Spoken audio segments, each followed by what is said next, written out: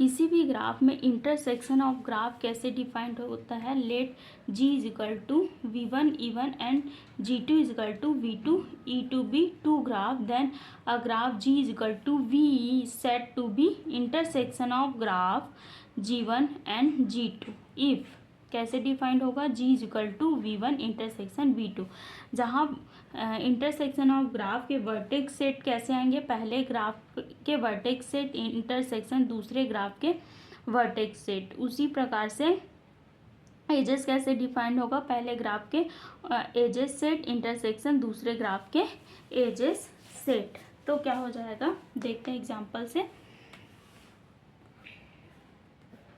ये क्या है? G1 है क्योंकि V1 E1 से डिफाइंड है, V2 V3 V1 और V4।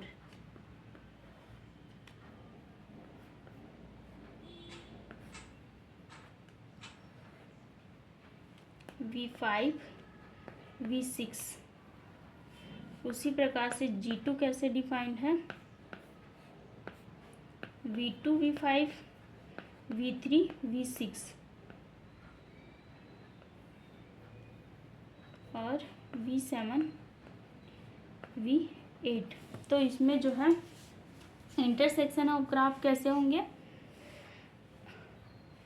G1 इंटरसेक्शन G2, जहाँ वर्टेक्स सेट का कलेक्शन क्या होगा?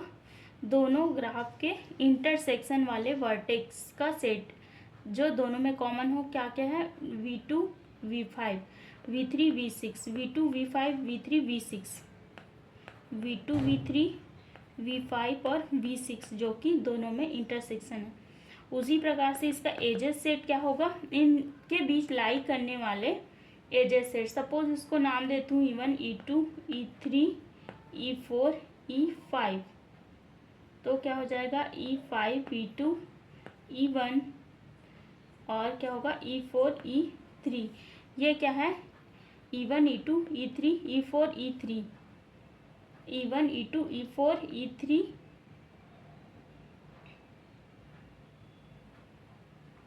E5। ये एजेस क्या है? एजेस दोनों में क्या है? इंटरसेक्शन पॉइंट, इंटरसेक्शन एजेस है, कॉमन है। तो क्या हो जाएगा? एजेस का सेट जो कि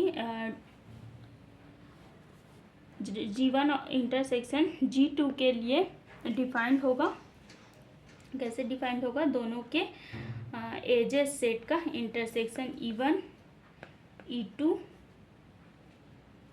E3 E4 और E5 जो दोनों का इंटरसेक्शन एजेस सेट है। तो ग्राफ कैसे डिफाइंड होगा? G1 यूनियन इंटरसेक्शन G2 कैसे बन जाएगा?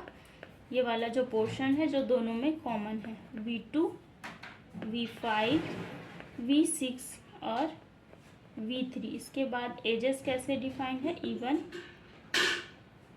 E2 E3 E5 और नीचे क्या है? E4। तो इस प्रकार से इंटरसेक्शन ग्राफ डिफाइंड होंगे।